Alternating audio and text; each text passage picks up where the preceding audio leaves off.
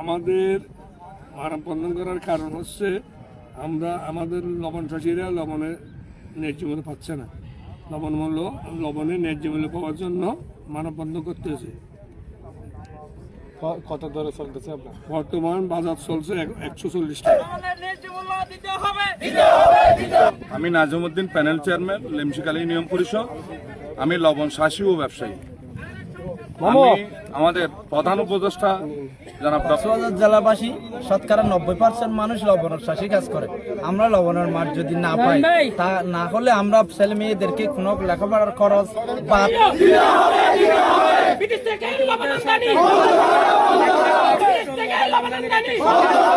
আমরা কক্সবাজার জেলার কৃষক ভাইরা আজকে মাঠের মধ্যে অত্যন্ত তারা অসহায় অবস্থায় লবণ চাষ করতেছে এবং দেখা যাচ্ছে তারা অতি শীঘ্রই লবণ মাঠ ফেলে দেশীয় শিল্প ফেলে তারা চলে যাবে।